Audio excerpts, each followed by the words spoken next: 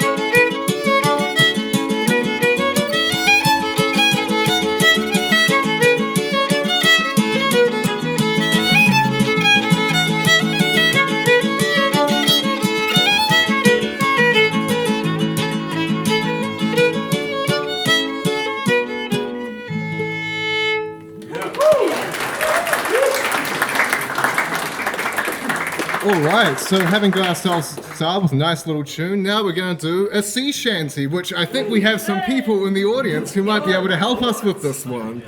So this is called Poor Honest Men, and this is it's the tune of Spanish Ladies, but the lyrics are by Rudyard Kipling, and so it's about smuggling tobacco past the excise tax. After Virginia was part of America, England was very angry at this, upstart colony out there, so they put some very high taxes on tobacco. And this is a song about the brave men who beat that excise tax for all of us British civilians who needed our fix. We get to enjoy a nice little hanging line on the end of every verse. It's the same line that repeats as the end of every verse. The lyrics are slightly different. It's same as the last line of each verse. And it's very low. There are no women on this sailing ship. I will do my very best, but I would appreciate your assistance.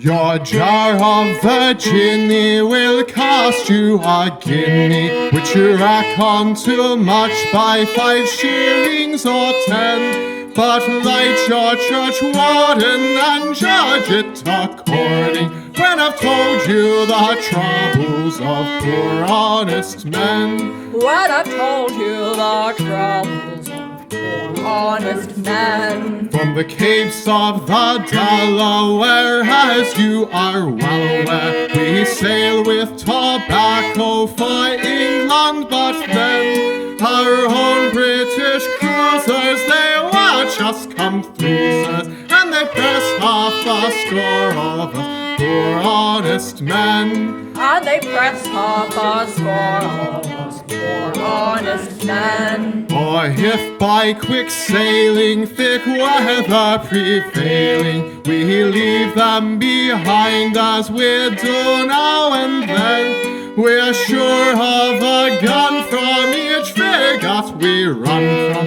which is often destruction to poor honest men. Which is often destruction to poor honest men. Broadsides the Atlantic we're tumbled short-handed, with shot holes to plug and new canvas to bend. And off the Azures, Dutch Dons and Monsieurs are waiting to terrify poor honest men. Are waiting to terrify poor honest men. Napoleon's embargo is laid on all cargo, which comfort or aid to King George may intend.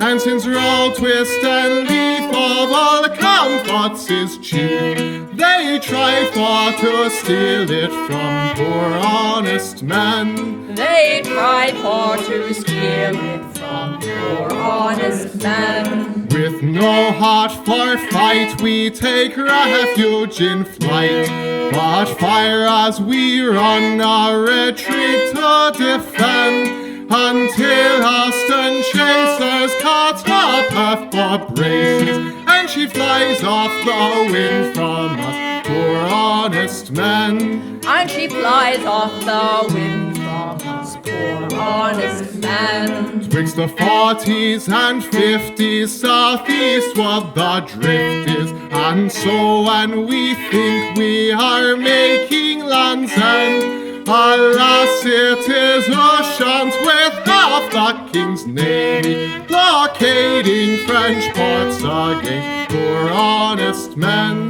Blockading French ports against poor honest men. But they may not quit station, which is our salvation, and so swiftly we stand to the northward again. And finding the tail of a homeward bound convoy, we slip past the Sealies like poor honest men. We slip past the Sealies like poor honest men. Twixt the Lizard and Dover, we hand our stuff over, though I may not inform how we do it nor when. But a light on each quarter, low down on the water, is well understood by poor honest men. Is well understood by poor honest men. Even then we have dangers from meddlesome strangers,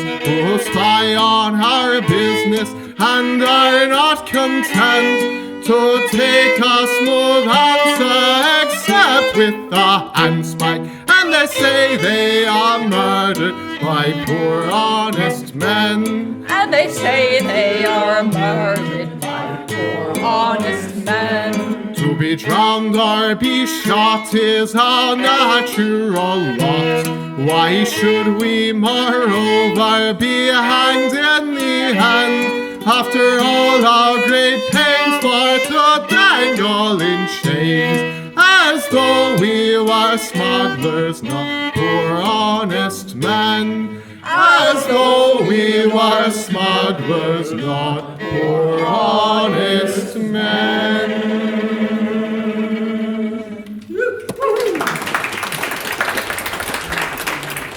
All right, and Megan's going to take a little time to tune up her mandolin, but now we go from the exciting poetry of Kipling to the poetry of Bilbo Baggins. So this song is, this was a song from the books. When my dad read me Lord of the Rings, he did not read the songs because he wanted to save his voice and he wasn't a very good singer. So I was thinking about this, and then Megan was rereading Lord of the Rings, and we came to the scene in Bree with this song in it. We took it on ourselves to choose one of the songs that Stephen missed out on in his childhood and set a tune to it. So this is a tune we came up with a couple of months ago. We didn't bring any spoons. We did not. There's a variety of characters that come up in this song. There's a cat and a dog. The cat has a fiddle. at one point. And there are also some spoons and other items of cutlery and crockery. If you do want to make sound effects when the characters are introduced, you are very welcome. So it's called The Man in the Moon Stayed Up Too Late. There is an inn, a merry old inn, beneath an old grey hill, and there they brew a beer so brown that the man in the moon in himself came down one night to drink his fill. The ostler has a tipsy cat that plays a five-string fiddle, and up and down he runs his bow, now squeaking high, now purring low, now sawing in the middle.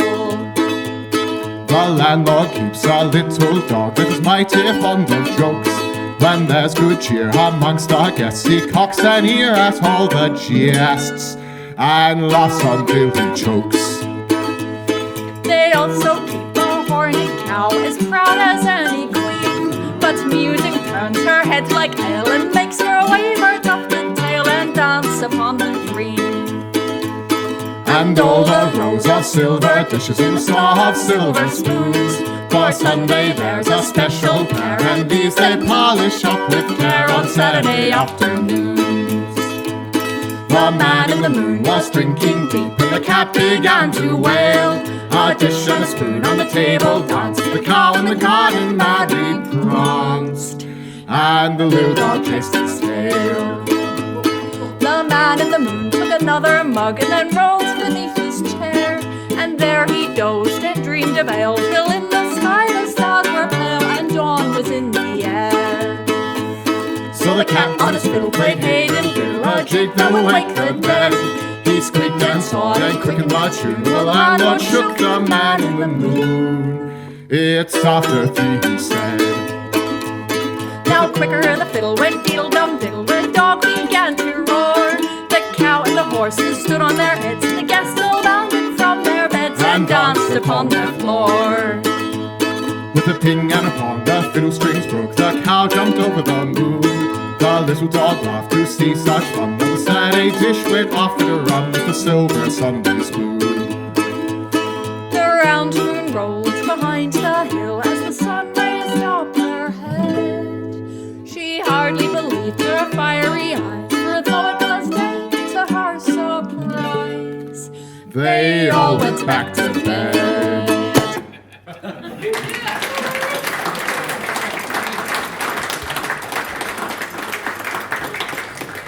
All right, so having listened to those luminary poets, now we come to Stephen Riddell, who isn't quite of the same ilk as Tolkien and Kipling, but this is a song I wrote. It's called The Dying Citizen, and it's based on a book by Victor Davis Hanson, who's an American classics historian. The book is about kind of how democracy was founded in Athens and Greece and how it's not going too well today, and some lessons from the past, basically. And so the book's called The Dying Citizen, and I read it, thought it was cool, and wrote a bit of a song about it. It's got some Greek words in it.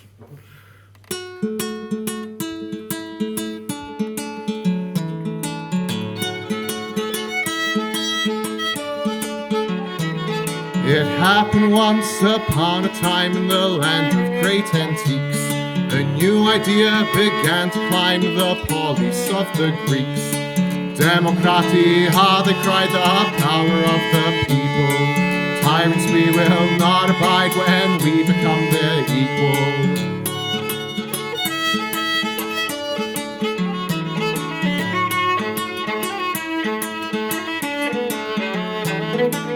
Citizens, they made the sons who worked the countryside. Those who were the middle ones, the mesoi, were their pride. Not vain like the rich who grew so corpulent with wealth. Not meek like the poor who needed them to fund their health.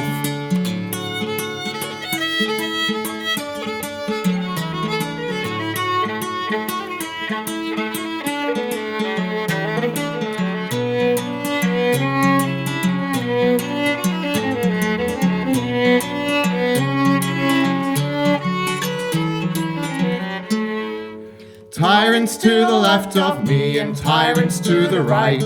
No independence left for me to fight for in my plight. Everything will fall apart, the center cannot hold. But who will there be left to care for the dying citizen.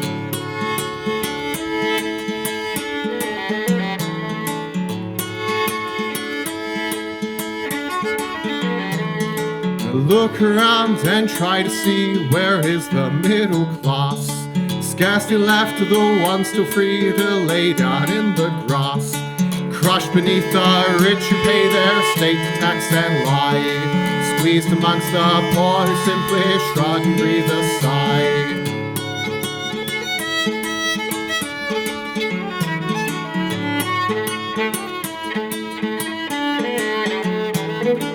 All their polities fell to Rome, but ideas will never die. Eventually they found their home in the laws that we live by.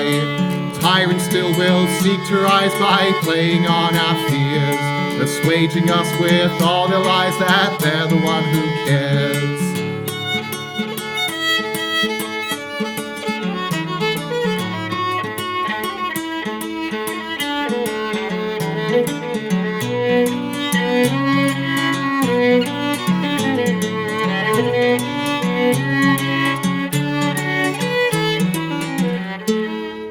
Tyrants to the left of me and tyrants to the right.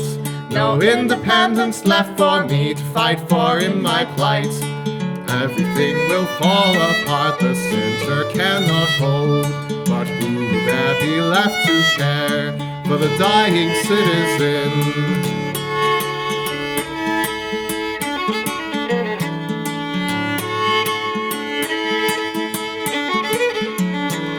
Utopia, that is the meme of the ones who try to rise, predicated upon the meme of the ones who moralize. The city of our God will soon be the city of your man. Suck upon our golden spoon and trust into our plan.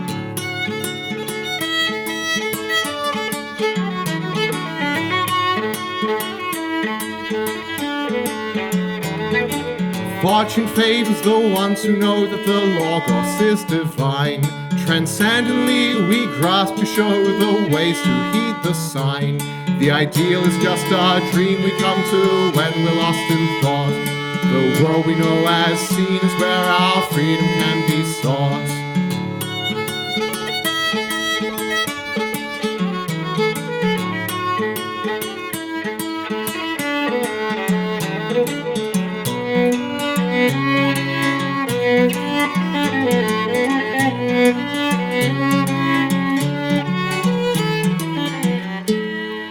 Tyrants to the left of me and tyrants to the right. No independence left for me to fight for in my plight. Everything will fall apart, the center cannot hold. But who will there be left to care for the dying citizen?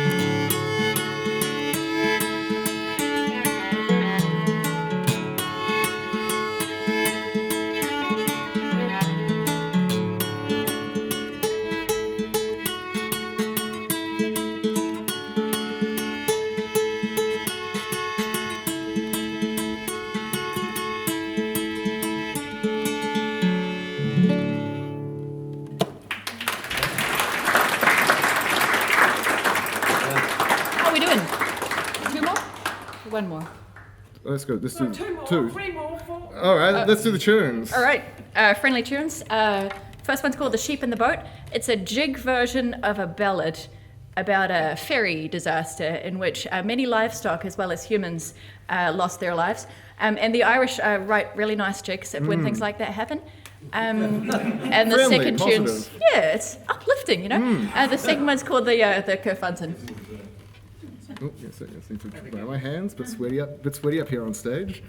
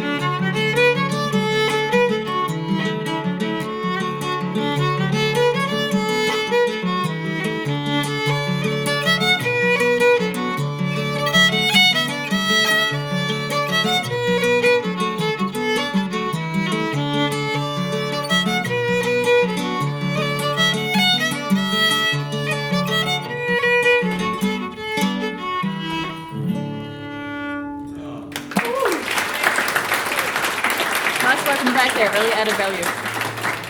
All right, and so now we've got our last song. Going back to that nice traditional actual folk song. So Megan's got a little costume change coming up for this one. Because she is no longer Megan, Dainty Lady. She is Sovay, the female highwayman.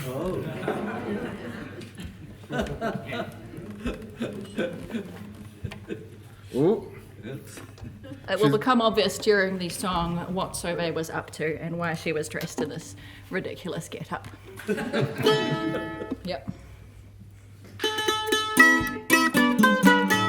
Sovay, Sovay, all on a day, she had dressed herself in man's array, with a sword and a pistol all by her side, to meet her true love, Sovay did ride. She went alone out into the night until her sweetheart came into sight. Stand and deliver, young man, she said. I bid you do not, I'll shoot you dead.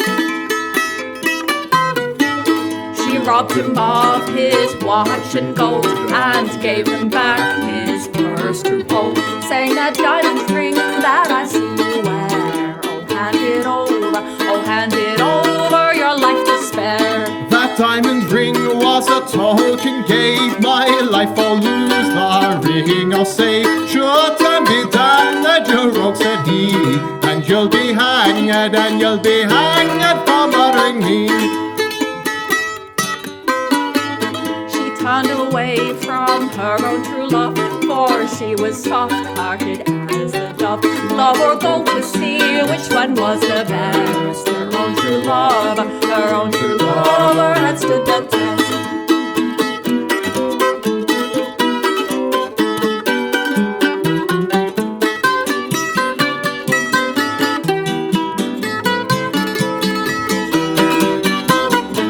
Next morning in the garden green, young Sophie and her true love were seen. He espied his watch hanging by her coat, which made him blush, lads, which made him blush like any rose. What makes you blush at so silly a thing? I have not got your diamond ring. It was I who robbed you all of the plain. So here's your gold, love, here's your gold and your watch and chain.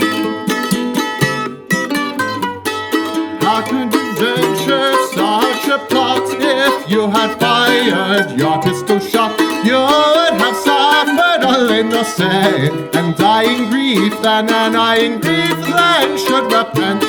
I only did it for to know whether you were a man or no. If you had given me that ring, she said, I'd pull the trigger, I'd pull the trigger and shot you dead.